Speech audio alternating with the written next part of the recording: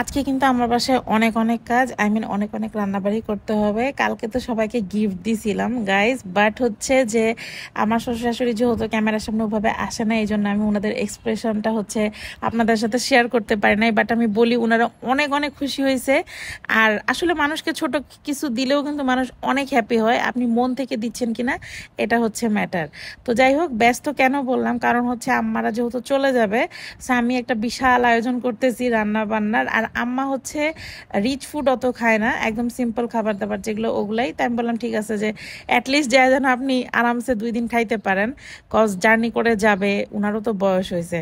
তো আমি আমার সাধ্য মতো করছি, কারণ রান্নাবাড়িতে আমি ওনার কাছে মানে ধারে কাছেও নাই এরকম একটা ব্যাপার। তারপরেও হচ্ছে ফুয়াদ প্লাস আমি চেষ্টা করছি ওনার যেগুলো পছন্দ, ধরেন ডিফারেন্ট ডিফারেন্ট ভর্তা, এই যে দেখেন ময়নাকে দিয়ে আমি কত কিছু করাইছি।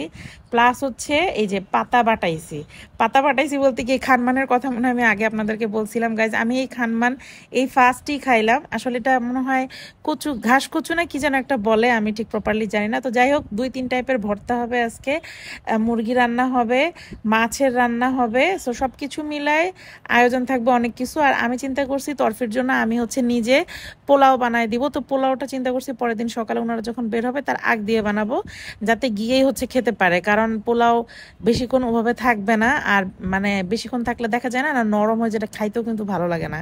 তো এই যে আমাদের হচ্ছে লেয়ার মুরগি রান্না শেষ, আর এখানে হচ্ছে রুই মাছটাও একদম হচ্ছে ফ্রেশ আনা হয়েছিল। তো এটা হচ্ছে পটল আলু দিয়ে রান্না করা হয়েছে। তো এইখানে হচ্ছে আমরা মানে আমি বক্সেও দিয়ে দিব, প্লাস আমাদের নিজেদের জন্য 2 পিস হচ্ছে রাখবো, ইচ্ছা আছে। আর এই যে মুরগি, তো পোলাও রান্না করার মেন উদ্দেশ্য হচ্ছে পোলাওটা আমি দেখাবো, আমি নিজে ওটা রান্না করব। তো পোলাও রান্না করার মেন উদ্দেশ্য কি জানেন? তরফি বলছে তুমি তো যে অনেক কিছু খাচ্ছ, তাহলে আমার জন্য কি নিয়ে আসবা? সো নানি নাতনির মানে রিলেশন তো আসলে অন্যরকম। তাই যে এদিকে দেখেন মানে শাক টাক অনেক কিছু করছি, বললাম না।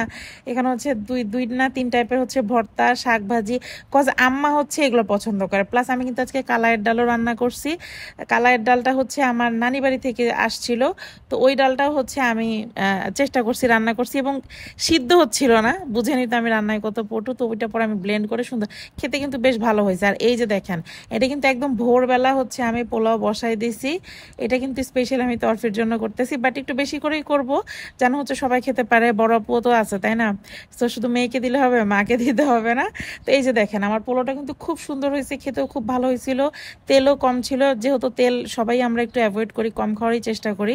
সো এই পোলাওটি স্পেশালি হচ্ছে তরফির জন্য ছিল। বাকি এই যে দেখেন আমি হচ্ছে বিশাল বড় একটা বক্সে দিছি, যাতে হচ্ছে সবাই খেতে পারে। এই বক্সটা কিন্তু নর্মাল যে সাইজটা তার চেয়ে এক সাইজ বড়, এই যে দেখেন একটু খেয়াল করলে বুঝতে পারবেন। তো এটা হচ্ছে কি আমার তরফ থেকে একটা ভালোবাসা আর কি। যাই হোক, দেখা হবে নেক্সট ব্লগে।